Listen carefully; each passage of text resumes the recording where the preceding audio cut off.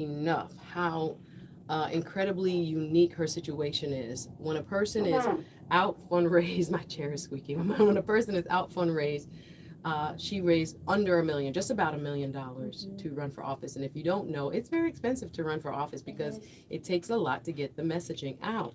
Well, Mr. Vidman, her opponent in the Democratic primary, was more like 16 million in terms of what he raised.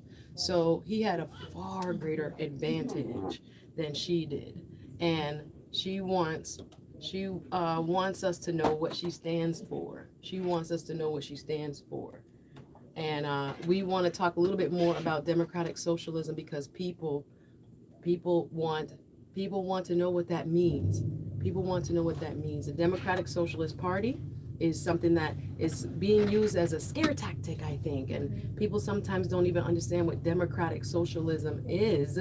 So, can you break that down, Lexi? Is she, a supporter of, abolishing the Senate, as I see the National Democratic what is it, Democratic Socialists of America, say things like abolish the Senate, but she just joined them 3 weeks ago. So Exactly. talk about her platform because I think people are misinformed and this, word socialism is being thrown around to make people afraid. Yeah, it definitely has been used throughout Republican media as a scare tactic, used to represent Democrats as radical leftists who are coming for our democracy. But truly, Democratic Socialists are, people who are for Medicare for all. They're for abolishing ICE. They're for many of the social programming that is necessary for people who are lower income to middle class. So it really is a party that is for the people. And I think that's what a lot of the Democratic Socialists now are trying to let the media know about, because they're going on Republican sites and they're letting them know that, hey, this is not just about the radical left. This is about our economic crisis that many of lower middle class Americans are having to face. So it's very misconstrued, but Democratic Socialists are for Medicare for all, abolishing ICE, and many other, socialist programs. Yeah, so it's really important that you think about this, guys, as we get ready for the November election. Can you believe it? We are less than 75 days away. The countdown is on, and we are going to keep you as informed. We're going to talk about a few more races as a result of Tuesday. And welcome if you're just joining us. The time in the city is now 1:13. I am your hostess with the mostest, Suzette Speaks, alongside my amazing intern. This is her last day, y'all. My heart will go.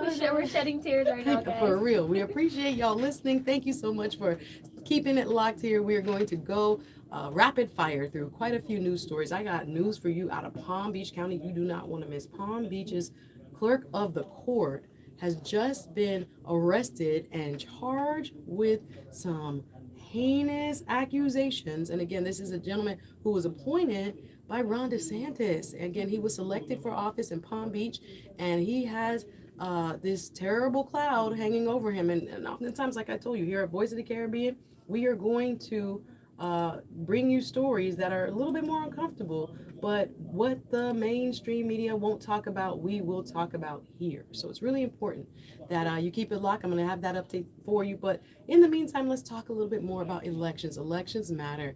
And there was a big election, obviously, here in Florida on Tuesday. So we want to talk a little bit more about who won, who lost. What are some of the more interesting outcomes from Tuesday's elections, Lexi? Yes, first of all, starting with the polling facts, the ballots casted were more than half Republicans. So it is a clear demonstration that we Democrats need to be outside. We need to be voting, especially with midterms coming up in November. There's so much at stake. And looking at these facts, looking at these polls, looking at these numbers, we need to be going outside and fighting for our democracy, fighting for the things that matter for us. And be that clear, have that clear indication of, hey, we want change, and the change is going to be made at the polling stations. Yeah. So that's the first. So it's important, first and foremost, to be registered. If you're not registered, make sure you register to vote. And we can do that now to be ready for the November 3rd election. Like I said, it's about 75 days and counting before we get there. So this is the time to take action. If you missed the primary and you missed that action, don't worry. We still need you, right? So we want you to please get registered first and foremost, right? This is your vote, your voice. On that note, if you have not signed up for vote by mail, it's also very important that you do that, right? If you already did it for the primary, likely is you check the box and you already have it for the general election November 3rd. But if you didn't vote in the primary, you still have time to order your vote by mail. Vote by mail ballot must be ordered at least 2 weeks prior to the November election. So now it's nice and early. If you didn't participate, make sure you participate now. This is the time. If you are a person that is sometimes forgetful, gets very busy, has a lot of responsibility, we get it. People are holding down 2 and 3 jobs, their families, everything that has become so stressful, the economy. We might actually have to mention the national debt. We might actually have to mention that because it's something that Lexi brought to my attention, and I've been seeing some stories about that. And the United States debt is higher than we can even imagine. Right now, we have borrowed our way into a big hole. That's the U.S. government we're talking about. And we don't really understand the implications or what does it mean when the United States government keeps borrowing and borrowing and borrowing, and we're in this bigger and bigger hole. $40 trillion. I don't even know how many zeros that is. Yes. $40 trillion in the hole, right? In IOUs. The government has basically now put itself on the hook to pay back, right? And that is not just the generation that is older now. That is now putting the generations well beyond the boomer generation, millennial, and go right down to alpha, right? It's going to affect all of us in terms of what the United States and our social programs look like, right? Because we owe a lot of money right now. And I don't want that to go under the radar, because when it's time for Democrats to get in office, you hear people talk about the debt. But all of a sudden, just my opinion, and again, the opinions expressed here on the Suzette Speaks show are that of me. The host is our guest, Miss Lexi, and anybody who wants to call and let me know how they feel, I welcome contrasting points of view. 850-446-0562. Here we go again. 850-446-0562. It's all welcome here, but I'm just saying, in my opinion, when I look around and people talk about the numbers in the economy, what is so weird is that no one is reporting that we seem to be in a recession or a depression. A lot of people are suffering and feeling the pinch of this economy. A lot of people can't find jobs. A lot of people are unemployed, underemployed. And I see videos all the time when it comes to what's going on in the social media streets. What we talk about here on Suzette Speaks is that people are complaining and saying that their dollar is not going as far as it used to. Shrinkflation. Anybody here can testify? Can you testify if you're in your car? Wave your hand if you can testify. Because you're looking at your gas price, you're looking at your grocery bill. I know I think twice before I buy anything right now. I have limited my leisure activities even. I'm looking for the free party. Yeah, no more seafood boils, no more listen. The economy. But what's weird is the mainstream media is not talking about it. They're saying that according to indicators is that, the economy is strong, your stock market is strong, but still the average American is not feeling that way, hence what we saw in these elections. So if we're talking about Angie Nixon, it's your opportunity now to go look her up, go see what she stands for, see if you are in agreement with her platform or not. And even on the Republican side, when it comes to, for example, the 2 governors, I would love for both of them to come on the Suzette Speaks show. The Democratic nominee, Mr. David Jolly. David Jolly was a former Republican up until 2018. He said he parted ways because of Trump. And now he's a Democrat and he won the nomination. He'll be running in November and you'll have a chance to vote for him. And on the other side, Lexi, tell us about Byron Donalds. He actually is a Black person of Caribbean heritage. Running as the first Black governor in the state of Florida and endorsed by Trump. Let's go. So that, you have a choice to make. You guys say your choices don't matter. There's no choice. There's actually quite a choice. And Mr. Byron Donalds has an interesting past as well. You want to talk a little bit more about the elections and tell us what else you found interesting with the results or other races that people need to pay attention to? Yes. Byron Donalds' races specifically was heavily influenced by Trump. He easily won against, his GOP governor race within the Republican Party. So that was one clear indicator of the influence of the Republican Party, specifically in Florida. But aside from that win for governor and Senate with Angie Nixon, we also have to look at the congressional districts also. We had last show Congressional District 20 candidates, both from the Republican and Democratic side, sharing their stances and their, kind of what kind of platform they were running on. And, the results are in, the dust has settled, and are very very own Debbie Wiseman Schultz. She is who won the election. Debbie Wasserman Schultz? Wasserman, yes. No problem. My apologies. Wasserman Schultz.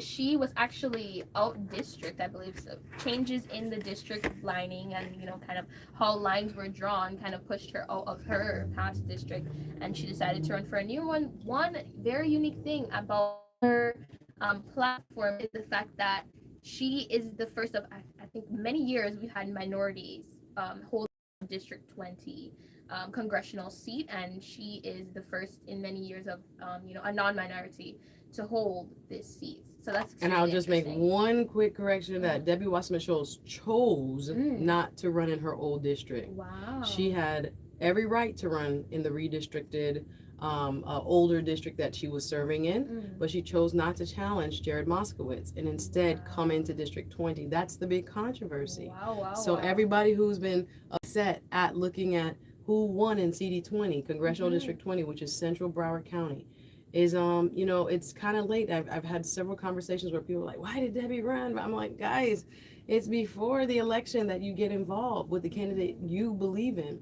So the big controversy is that seat had been represented by Black leadership for over 30 years. Yes. And this is the first time that a majority Black congressional seat that was designed for Black access from the Voting Rights Act, that's why it was created in 1992 when Alcee Hastings first was elected in that seat. It was a Black access seat by design because Black people's voices and influence and power was diluted on purpose. Wow. So here we are, and people have various opinions about it. I know how I feel. I was strongly surprised that she chose to run in the without even living in yes, this district she also. didn't have to run. That was the big controversy. People were upset that she chose to leave her current district. It was reach on, but she had good numbers in that district, but she didn't want to challenge the opponent in that district. She came in a predominantly majority Black district and unseated what many people feel was an access point, and that was the big controversy. Uncle Luke and Dale Holness and many tried to inform the public about that. Like, does it matter if you have a majority minority district who represents you? I would argue yes, it does, because your 100%. lived experience is very different. But Miss Wasserman Schultz had a track record, right? People knew her name. She had a lot of name recognition. Some would say, she's, quote, worked hard for the district. I think it would depend on who you are, maybe the type of organization you have or business that you have, and whether she actually made an impact over the last 20 years. But she will become the senior House representative leader on the Foreign Affairs Committee.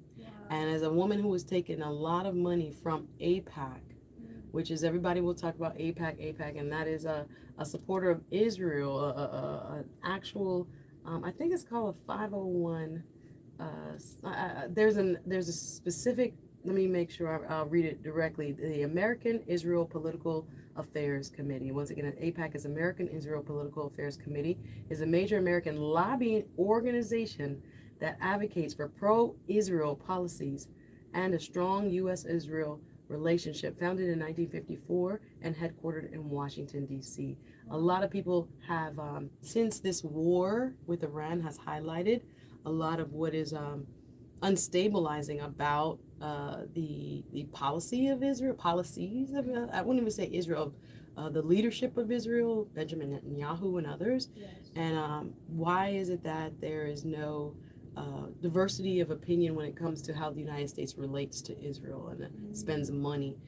There are people that argue, Israel has universal health care. They have they have all the things that we're funding. It's like, why don't we have it here? Wait, our money is going where? Like, and then when we hear people talk about Angie Nixon, they're asking, do we have the money to pay for everyone? We don't want socialism. What is Social Security? It was a generation or two before saying, we saw what happened after the stock market crash of 1920s, 1918, I think it actually was. But the downturn that led to World War I, y'all don't want me to give you the history lesson today, but what is happening has happened again. And so we are trying to understand what it means. Yes, Debbie Wasserman Schultz will represent CD20 in November. So there are many that are arguing just get behind her. If you are a Democrat, you should be lined up. I'm not telling you to do that, but I'm just saying that is the attitude. So people are saying it's too late. The fight has been fought, and no more leadership from the marginalized communities. It is now Debbie Wasserman Schultz, like it or not, and here we are. So I invite you to look more into that race, but there are some other races that we also saw some interesting results from. What else did you notice, Lexi? Oh yes, more congressional district races, specifically in the District 25 with Oliver Larkin and Jared Moskowitz, yes, who Wasserman Schultz decided not to. The district she decided not to run in. We saw a win from Moskowitz, which was extremely interesting because we had spoken about it on the show before. The rise of democratic socialists and grassroots Democrats, and specifically in Oliver's case, I saw a lot of support through social media, through his media appearances. Calling out Trump on Fox. I was very, surprised by the fact that he did not win in the 25th district. Well, actually the numbers in this. So let's talk a little bit more about the numbers. Mm-hmm. The time is now 1:26, y'all. We're talking about the big primary election that was just held in the state of Florida and all of the ramifications, right? The results and what does it mean to you? We're trying to break it down for you.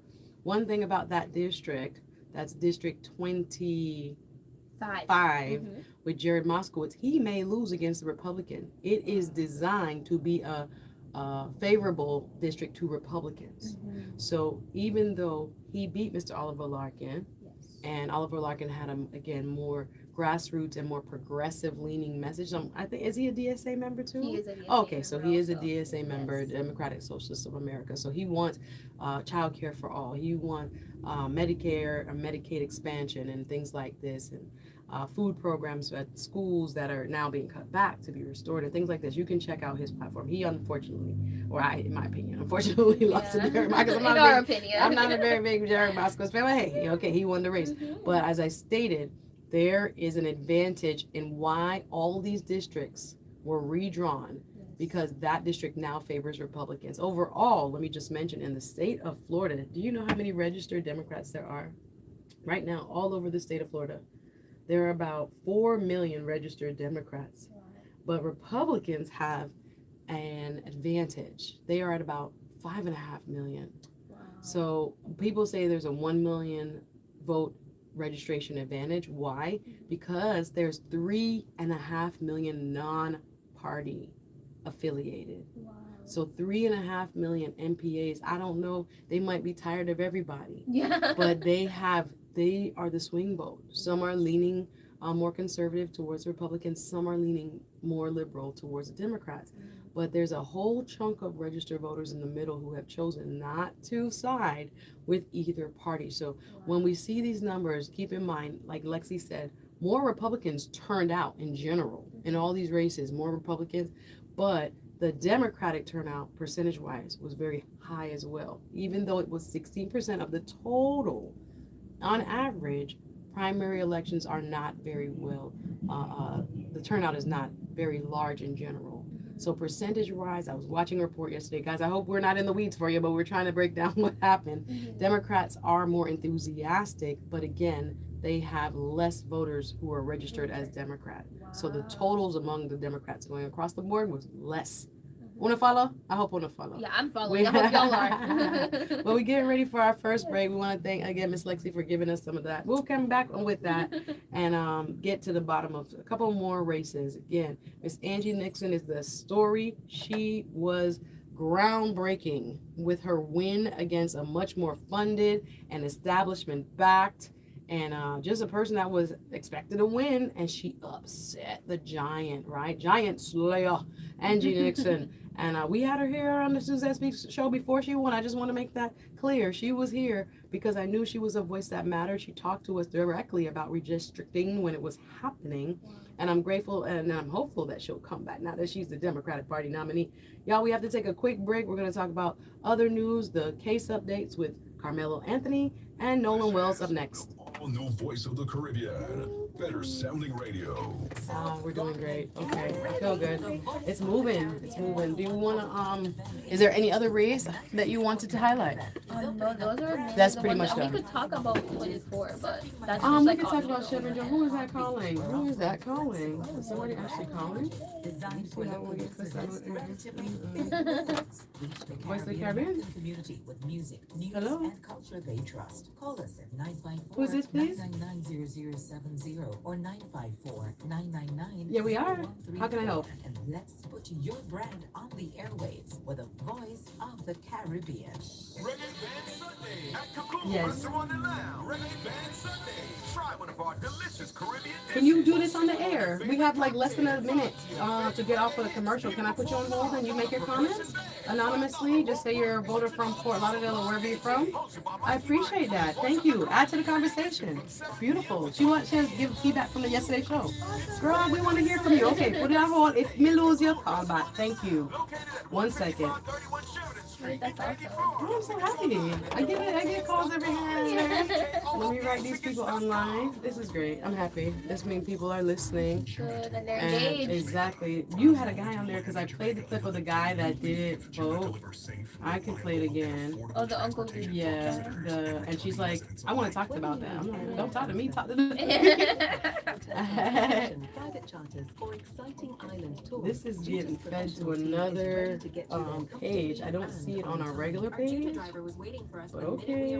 Professional, friendly, safe. All right. And then actually, let me find that clip if I can. Again, I'm playing it because the Carmelo clips are not the one I want. JudahKingstonChapter.com. Call I via had a nice 876-782-0563. Rolling Judah Tours Kingston, Jamaica. So are we Over gonna 50 start years of with safe, the Carmelo reliable service. Anthony? Yeah, no, let's finish up District stuff, yeah. let's finish up primaries because she has a comment about that, Yes. and then we'll go straight to the case updates. Awesome. And we're gonna Carmelo Anthony. Carmelo Anthony. We can talk about the debt. Get that ready just in case, because I mentioned it. Yes. And then I'm gonna try to get to the I want to talk about the Palm Beach guy. I feel like he's going under the radar, and I don't like it. I don't like the fact that he's under the radar. So I don't want. Let's do. Oh, we don't have time for a drop. At the top of the hour, we're doing on the drop. Let me see.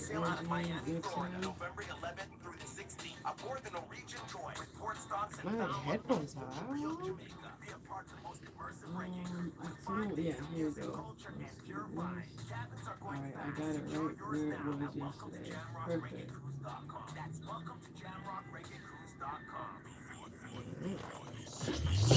The voice of the Caribbean. Follow us on Instagram, Facebook, X, TikTok, and YouTube. Good afternoon and welcome back. It's the Suzette Speaks show. It's now 1:33 in the city. Me and my wonderful intern on her last show are here breaking down all the news and headlines for you. We have a caller who had a strong opinion about something I played yesterday. If you guys are just joining, we've been talking about the elections and what the elections meant. And I played a clip of a guy who yesterday was at or the clip was played yesterday on my show. And he was interviewed at Uncle Luke's or Luther Campbell, who ran for CD20. He was at their after party, the election party that is held by each candidate after the polls are closed in order to see what the elections are going to be. This is a little bit about what I played yesterday, and we have a caller on the line who wanted to give us her opinion. I just wanted to give everybody context in case you did not see it yesterday or listen yesterday. This is what this man said when asked why he didn't vote. This is from the Roland Martin Show. A vote that needs to go on, and we're just not informed about it. We're not pushed to go there. We're not taught to go for that vote. What would it take to get you to show up and vote? Because you're at a Luther Campbell election night party, so you knew he was running for office. I understand that is very true, but at the same time, the importance of that vote is not emphasized in our communities. You get what I'm saying? We're emphasized to go and vote for the president, Obama. Everybody show up for the president. Nobody really shows up for these votes because midterms. That's what the name of the midterm vote. Because it's just the midterms. Nobody sees it as an important time to vote. Your first name? Arthur. Your last name, Arthur? Carter. Thank you. So Angie, Arthur. So we are taking that clip, and I wanted to get my Carla. Carla, good afternoon. How you doing? I'm good, thank you. Where are you calling us from? Welcome to the Suzette Speaks show. Yes, I live in Lauderhill. Okay, and you heard that clip. Yeah, you was telling me you heard that clip yesterday and it didn't sit well with your spirit and you wanted to give us your feedback. Let the people know how you feel. Did you vote? First of all, let me ask you, did you vote in the CD20 race? Listen to me. It didn't sit well with me, number one, because he's not lying. What he's saying, we are not educated about the midterm elections. You see billboards all throughout the city. She didn't vote. Pick this one, re-elect that one, vote here. But the meat and potatoes as to who these people are, what they represent, we have to go out and educate our community as to, hey, this is how it affects us. Yes, you have the presidential election, but in the midterms, this is what's important. And I'll be honest, I live in a Caribbean home. My parents, I asked my mom, hey, did you see the signs? Did you vote? She didn't vote. Did you know about the candidates? She doesn't know about the candidates. And this is the problem. This is why we only had a 60% turnout. And to be honest, now on social media, people are posting clips. We have people who cannot read. Certain things are, going kiosk form. They want you to fill out your concerns on a kiosk. People don't know how to do that. So we have to go back to the basics and educate people. Hey, you live here. This is your district. This is what has been done so far. These are the candidates that want your vote. Let's learn about them and let's actually vote. You know what I mean? So you say there's an education gap for a lot of people who don't know what's going on, and people have to have the conversations and talk to them one-on-one and ask them if they understand what's going on. So we're assuming then people understand what's going on, and you feel like there's a lot of people that don't know what the election even means. Exactly. We assume people know what's going on. We assume when we see the billboards, we know about the candidates. We assume someone's going to go to the polls and vote. And guess what? That, like you said, the gap. No one knows anything. And then we complain after the fact. Like you said, it's too late to throw your ballot in. It's too late to get behind someone because the vote is already made. Right. So, we need to go back to the basics, dumb it down, and put it out there and say, hey, you live in this area, this is your district. This is who represents you right now. This is what they've done so far. Do you think anything can change? What would you like to see change? Right. Maybe look out for a candidate or support a candidate that's more in the ballpark of what you want. So you think like these conversations would be open, people would be open to talking to people like where? At the supermarket, at church? Like where would this take place? Or neighbor to neighbor, knock on your door? What do you think? I'm very reluctant to stop for someone who's trying to grab my attention. Sometimes they want you to sign a petition, or sometimes they want to offer you a sale. I'm very reluctant to stop because you just don't know people, and it's a little weird with the strangers. Right. So I really don't know where to start, but I feel like we need to go, maybe back into the school system, right? Okay. Supposedly that we did American history, we learned about, we had Civic, but it wasn't heavy, laid down heavy for us. You know what I mean? So civic education, back to basics in the school. What does your vote mean? Who are you voting for? When does the vote happen? What does each year's race mean? You think we need more of that civic education, and why the voter is the heart of the system. Without your vote, we don't have a voice. So you think it's an education gap, and you shouldn't sound like you're saying you have a lot of sympathy for this gentleman, and it really shouldn't be anybody making fun of anybody or chastising or ridiculing him online, because this guy is getting the treatment almost like what his name, Chef Creole. It's coming like this man is becoming a poster child for the non-voter, and he's getting a lot of feedback, and a lot of it is negative because he spoke his mind, and I applaud him for even sitting down, but I didn't think he probably anticipated it going so viral where people are now, why is people not, how could they not know? How could they not know? So you're saying don't blame the non-voter. There's a lot of people who just don't understand the process, don't understand the system, and we need to find a way to reach them and educate them. Is your main point? I'm gathering. Absolutely. And again, it goes both ways. We, as whether it's the consumer, when we want to buy something, we go out and we look at the reviews and we educate ourselves on the product, and then we make the choice. So we have to go out and get the information as well. But, you know, the information has to be there in a way in which, you know, like, dumb it down. Don't assume we know. Understood. Yeah. We appreciate you. Voice. This is the voice. Hello of the Caribbean. So we welcome our callers to call in and let us know how you're feeling. Thank you from Lauderhill. We appreciate your insights, and thank you for listening to the Suzette Speaks show. Have a great day.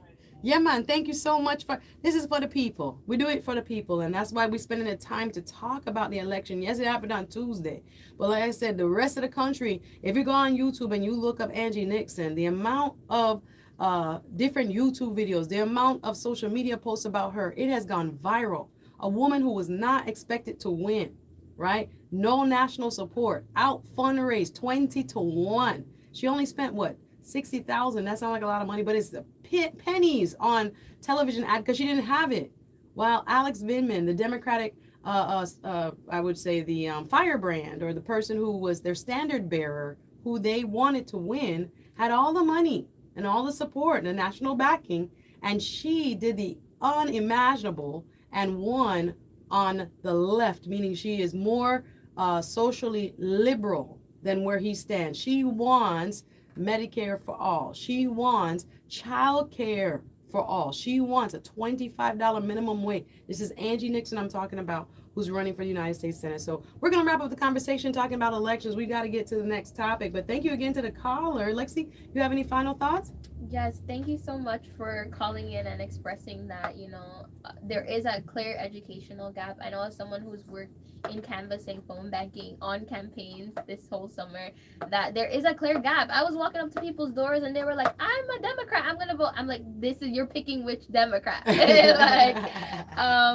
yeah, it's a clear educational gap. And I hope that, somewhere along the educational system, we're able to, implement more. This is what you're voting for. This is your civic duty. This is what you're doing. So people know. Education is something that, again, we cannot take for granted. We smile, we chuckle, but we understand how serious it is, y'all. Yeah, and so if you're listening and you are educated, it's okay for you to reach out to your circle of influence, your friends, your family, your neighbors, your kids, whoever you have in your circle that you know when, little cousin or mommy and daddy or whoever is struggling, to understand, you have to bring them. You have to bring them. When we say bring 5 to the polls, bring 10 to the polls, that's what we mean. Bring them all. Exactly. You understand that there are folks who are less up to speed with who is running, why we're placing, so much importance on the race. Again, thanks to our caller for calling in case you are like her and you saw it yourself, like, whoa, my people didn't vote.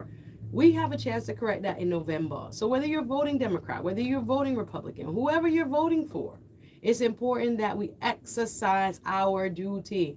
That's what we call our civic duty to society, to make sure we're not just letting anybody into the office. We're trying to make people with similar life experience, similar thinking, similar principles into these offices so they can go there and fight for us. All right, we're going to leave that alone.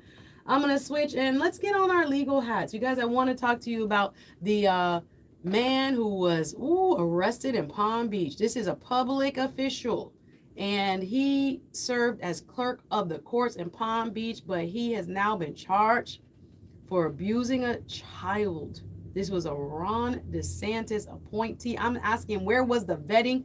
I feel like this story is going under the radar. That's why I'm bringing it up right here on the Suzette Speaks show. Obviously, everybody is innocent until proven guilty. All the charge and allegations are alleged, and we saw him having an arraignment. But I'm going to get to the Palm Beach County official that, again, we're going to make it make headlines based on the type of charges being levied against the now former, because Ron DeSantis has decided to suspend him, Palm Beach Clerk of Courts. But before we get to that, let's move into another legal direction. We want to talk a little bit about the two cases of young black men that made waves already throughout this year. We're going to start with the case of Carmelo Anthony. Carmelo Anthony was a young man who received, I believe it was a 35-year prison sentence, running a track and a superstar athlete.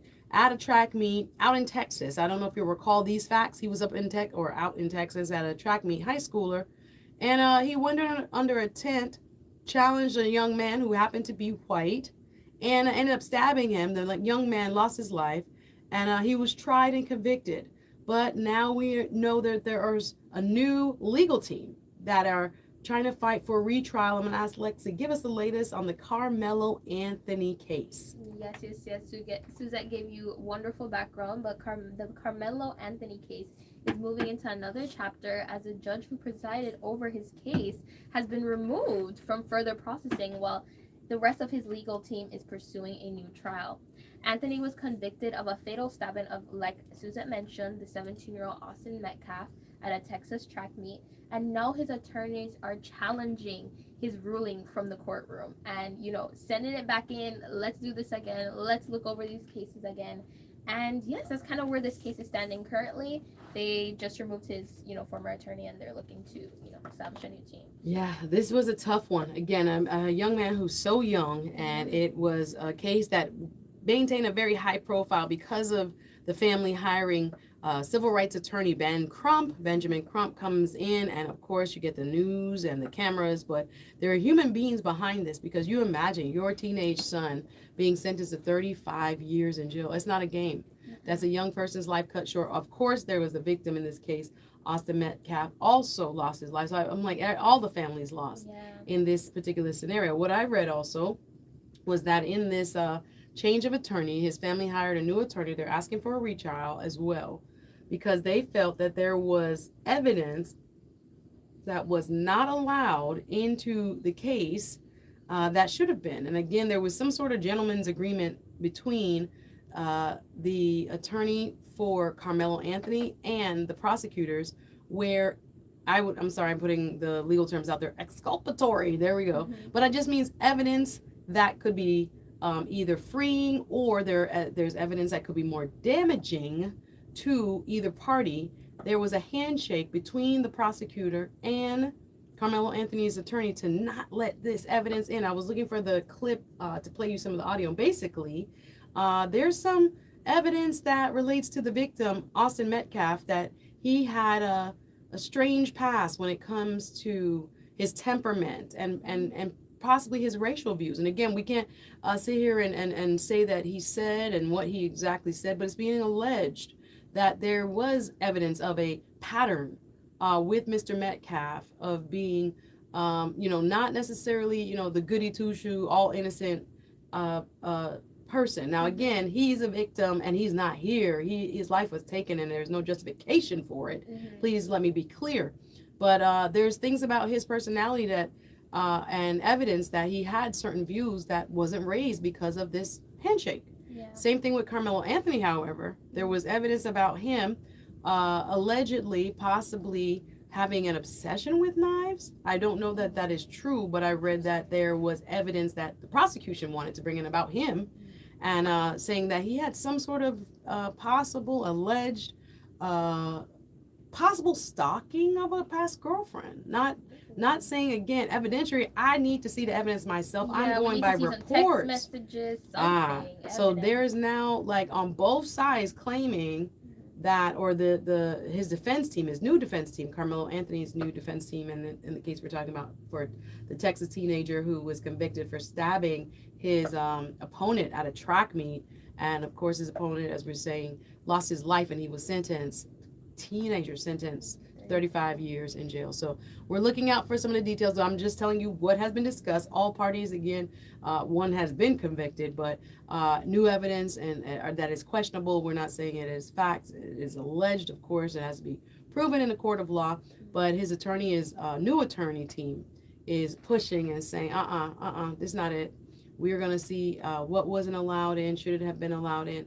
There's also an argument, I think, that I read about him not being present for certain pretrial hearings, or saying that his due rights, or his due process rights, his constitutional rights basically, were violated, where he wasn't present at certain negotiations and hearings between the prosecution and his defense team at the time. This way, attorneys matter.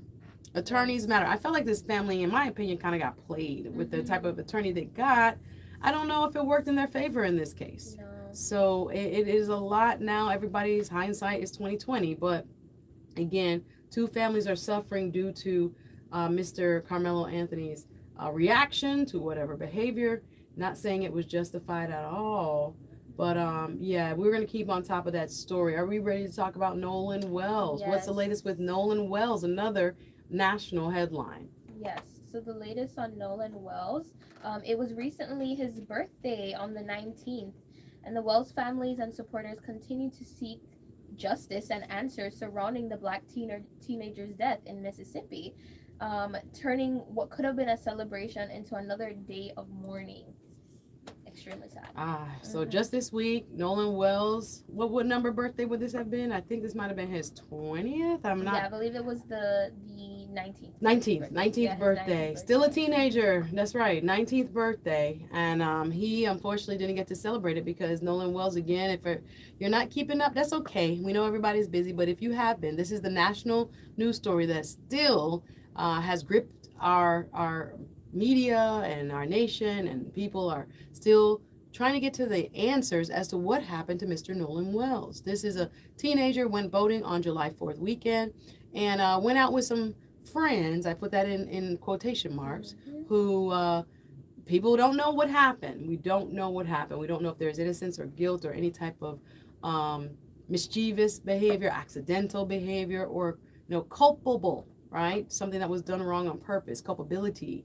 We don't know, right? If there was a law broken or criminal acts took place, we don't know. But Mr. Nolan Wells' family had messages back and forth from the teenage group of friends, and he was found deceased 2 days later on the beach in Horn Island, off the coast. And it has been troubling my heart. Sometimes, Lexi, I can watch it. Sometimes I can't watch it because the news is so depressing. And I saw the clip of his mother, Christine Wells, and she remarried named Wansley, Christine Wells Wansley, and she's singing happy birthday to a cake for a young man that's no longer here. The husband during the birthday celebration, because they did televise it, and there are clips on YouTube, you can check it out. The husband, his stepfather, looked like, oh my gosh, he was trying to hold it together. Like, that's what I saw in the happy birthday singing. So trying to be joyous, but of course they want to know what happened to their son. So Nolan Wells' birthday was this week, y'all, and again, we're going to keep on top of the story right here on the Suzette Speaks show on Voice of the Caribbean. I do want to pivot. If there are any other thoughts, you had any other thoughts about that case, Lexi? Or? In regards to the case, I mean, like you had mentioned before, the entire situation is extremely, extremely devastating. And there have been interviews coming out with the alleged quote-unquote friends that were with him on this boat, constantly doing media appearances and interviews, and I don't know, there's like a lack of remorse there, in my opinion, from my view, and it's been extremely unfortunate to see. I mean, seeing his parents sing in front of a cake, that he was supposed to be in front of, it's very unfortunate. Yeah, I think, again, you can give interviews upon interviews. You've lawyered up. This is the friends I'm speaking of. And again, everyone is innocent until proven guilty in the court of law in our system. Yes. But why we got so much smoke for, all interviews except for the interview saying what happened? What about that? And I know the family has also, according to Fox 5 Atlanta, they have called for a federal investigation. A Metro Atlanta pastor will now join the nationwide church community, including leaders in Biloxi, Mississippi, to mark what would have been, and this occurred Wednesday, Nolan Wells' 19th birthday. They had prayers, it was a rally and a call for justice. Again, we saw this Wednesday. And pastors from all around have joined the family of Nolan Wells to call for, a federal probe. If the local officials can't handle it, why not have the federal government involved and making sure that every stone is unturned or overturned so that we can see what's at the bottom of it, what happened to this child. If it was your son, if it was your brother, your cousin, whoever, you would want to know. So again, we don't know that there is any act of malice or anything criminal that actually took place. It could have been accidental, but we don't know yet, and it's unfair and it's heartbreaking to the family to see what happened. Once again, Nolan Wells died 4th of July weekend on a holiday trip near Mississippi's Horn Island. Search teams found the teen's body face down in water along the shoreline July 6th last week. Wells's parents spoke publicly about their loss at the National Association of Black Journalists Conference in Atlanta. This is why the story is also being reported heavily there. Family members and their attorneys, civil rights advocates, and others are raising questions about the autopsy, local legal proceedings, and the official response to the tragedy. This has been, 45 days ago? 45 days out. No arrests, no announcements of a person of interest, right? Still a lot of questions about the other people on the boat. Where were they? How did they handle? And why would you leave your friend? I'm sorry. This is like, again, why would you leave your friend out there and come back? Oh, he was with a girl. The girl said nope. There's a lot of conflicting evidence that is emerging. So the investigation hopefully continues.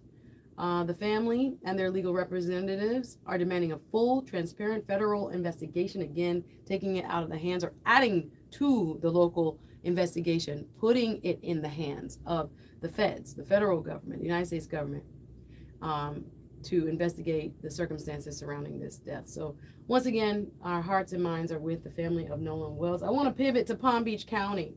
I want to caution you because the story I want to share is very sensitive for our listeners. All right, listener discretion is advised. I want to talk about what's happening to the suspended Palm Beach County Clerk of the Court and Comptroller. Mike Caruso is his name. Mike Caruso. Again, you may not see it as boldly on mainstream media, but we here at Voice of the Caribbean, we are serving our community boldly. Again, all parties are innocent until proven guilty, but if you missed this, you got to hear what happened. Suspended Palm Beach County. This is according to WPBF. This is the outlet up there in Palm Beach. News outlet, television news outlet.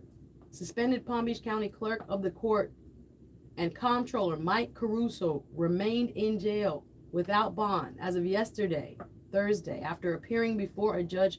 Now he's been transferred to Orange County on charges accusing him of sexually abusing a young family member. This is a person that was put in the public trust, appointed by Ron DeSantis. Now, I don't know what kind of vetting takes place for people to be appointed. People have shown online pictures with Mike Caruso, the disgraced Palm Beach County Clerk of the Court, with Trump, with DeSantis, with these other people. Not saying that they are necessarily implicated on what he's being charged with. All allegations are just those. And until there is proof of guilt, people are presumed innocent in our system. But according to WFBP 25 News, their investigation team reviewed court records and has uncovered, this is in Palm Beach, y'all, another allegation involving Caruso and a child dating back more than a decade before Governor Ron DeSantis appointed him to one of Palm Beach County's highest ranking elected offices. We're going to talk about it. It's uncomfortable, but we got to put these people on blast, y'all. It's disgusting what is being alleged here. Again, everyone in our courts and according to the law is presumed innocent. And all these are allegations. We can only say they're allegations at this point. But allegedly, according to WPBF 25 News investigates, a review of court documents had uncovered. Now, if the news can find this, how come DeSantis' vetting team couldn't find it? This is what I want to ask. Anyway, they uncovered another allegation involving Mike Caruso, the disgraced Palm Beach clerk of the court, and a child dating back more than a decade before Governor Ron DeSantis appointed him to one of the Palm Beach County's highest ranking elected offices. Caruso denied that earlier allegation and accused his former wife of orchestrating a false sexual abuse case against him. My. Caruso appeared by video for his first appearance after being transferred to a jail from Palm Beach County to Orange County. Whew. Caruso faces, and I'm going to talk a little bit more about this. Lexi's going to jump in. We're going to take a break here shortly. Again, this next story is a little bit sensitive. So if you have kids in the car, or if you're driving, or if you are sensitive to sexual abuse type stories, we're going to give you a moment here as we take a break. We're going to stay for a little extended Suzette Speaks show. Thank you to Miss Lisa B. We're going to continue the conversation. We also want to talk about this story that happened in England. The Cambridge professor, Jason Arday, the man who took his life. We're not going to let these just slip under the radar, right? People just move on right now. News moves so fast. What happened to him? Oh, hey man took his own life. We're going to talk about it because okay, we just move on to the next thing. Life is busy. We understand, but no, we're gonna spend a little time talking about the tragedy of the bullying of former Cambridge Professor Jason Arday. Y'all keep it locked right here on the Suzette Speaks Show. More after this. Miami 101.5 HD2. This is the all-new voice It's of the getting hot in Caribbean. here, guys. I'm going to do a Sounding second radio. live to try to fix my thing. Thanks for watching. HD2 Miami.